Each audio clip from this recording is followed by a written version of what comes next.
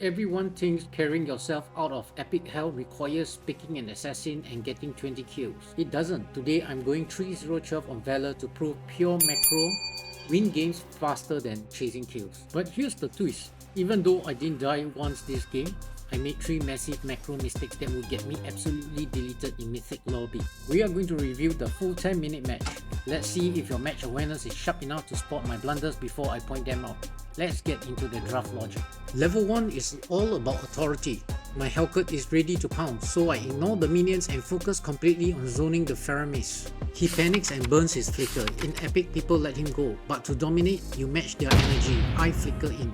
The gamble pays off. Helcurt dives, secures first blood, and the enemy mid lane is broken. Wave cleared. Time to move on. The enemy Estes is babysitting his Marksmen, so Helcurt and I could rotate down to shut it down. I poke Estes away, fracturing their defense, and Helcurt cleanly deletes their MM. Now here is a macro mistake number 2, taking the river route back to mid after a gank. It's the most dangerous path because enemy reinforcements always rotate through here. Faramis intercepts me and Harley locks his ult on Helcurt. I have to fireballs to space them out. But epic players love to overextend. Helcurt survives the burst, turns back in and deletes Harley. Faramis tries to chase too deep and gets punished next. A double kill born entirely out of their greed. While we take this free turtle, let's talk about the river mistake. The safer alternative after a gank is always to rotate back through your own jungle, behind your buff walls. It takes 2 seconds longer, but it completely denies the enemy a chance to ambush you.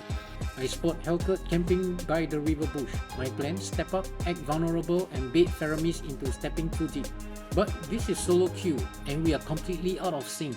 Helcurt jumps the gun, reveals himself too early, and Faramis easily flickers back to safety. Instead of resetting, Helcurt lets greed take over and blindsides the turret. He gets heavily punished. Remember, if the bait fails, abort the mission. Chasing under a tower in early game is a one-way ticket back to the fountain.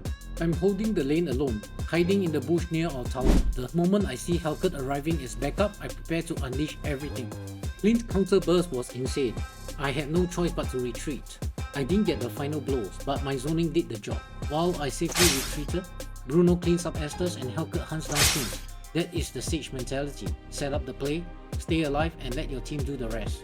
While we speed up this rotation, here is wooden macro rule for epic rank. Always clear your minion wave before contesting the turtle. If you leave your lane empty, you risk losing your mid tower or giving the enemy free gold. Secure your lane priority first, then go fight. Tragedy strikes. Harley shuts down our jungler. It's a huge blow. But when he tries to claim the free turtle as reward, I step up to continuously poke and delay his objective focus. Harley loses his patience and charges right at me. I immediately break away and space forward, knowing his deadly magic burst is ready.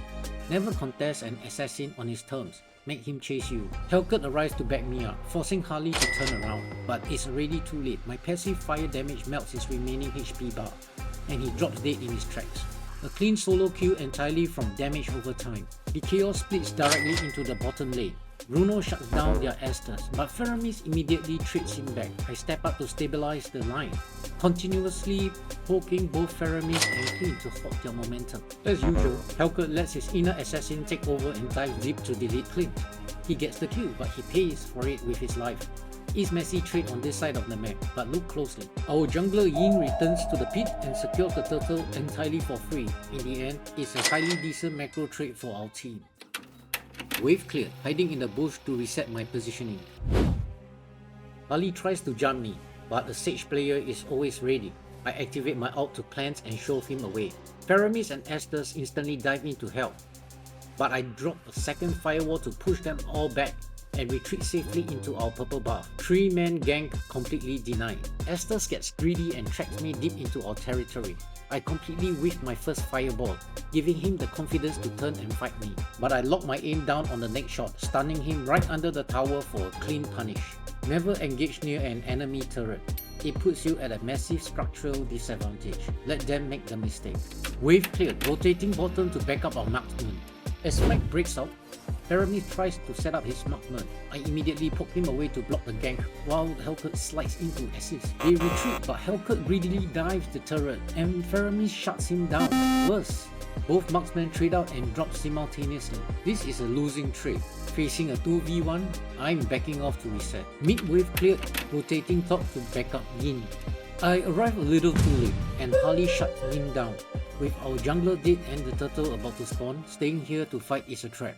I choose to retreat, surrender the top lane and position early to secure the map objective instead. As I'm backing off, Helcurt dives in to shut down Harley, but he instantly gets hunted by 3 enemies. A selfish player would keep running, but a good mid laner turns out to protect their asset. I poke Estes and Faramis completely away. It breaks their momentum, allowing Helcurt to escape cleanly.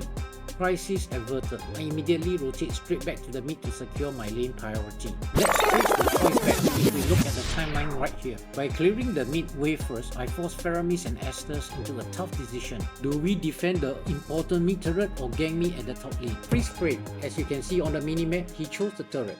My lane priority completely disrupted his mind and broke his gang momentum. With their momentum broken, we speed things up. I quickly clear out the mid lane wave and immediately stick close to my teammates. The laning phase is officially over. Now we are preparing for the Lord. We start with a massive damage when our jungler finds a brilliant kill on their mage. With their main high ground damage dealer off the board, the Lord looks completely free. But the enemy team refuses to back down. The remaining team came in to contest. As Valir, I immediately focus on repositioning myself, looking for a favorable pocket where I can safely zone them out. Then disaster strikes. Xbox busts through and shuts down our jungler. We lose all the leverage and are forced completely off the Lord. Wait, Helcurt finds a massive blunder. He finds a chance and completely changes direction, taking down Xbox. Now look at the map.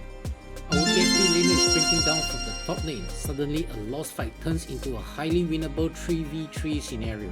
Harley spots Zilong and they delete him immediately, but Helcurt immediately creates a counterplay, diving their Estes and dealing massive damage, allowing me to step up and finish him off. But now I'm the target. Harley wants my life and tries to hunt me down. I pop my ult to cleanse and drop a massive firewall to shove him completely out of space. I throw a desperate fireball and by pure luck, I steal the Lord. It was total timing roulette. Have you guys ever pulled off a lucky steal like this? Let me know in the comments. And now we run. The enemy still want blood and Harley is desperate to send me back to the fountain.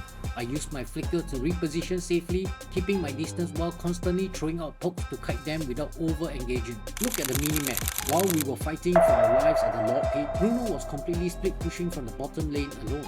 In solo queue, we will encounter all types of players and you have to learn to adapt to them. Some players just love to play solo and refuse to join team fights. Instead of getting angry, a Sage player adapts. Even though we fought at numbers disadvantage, Bruno did a marvelous job securing structural objectives. My job now changes. I must play safely, clear waves and stall for as much time as possible. Remember, there is no single fixed macro strategy to win a game. The ultimate goal isn't your KDA, it's destroying the enemy's base.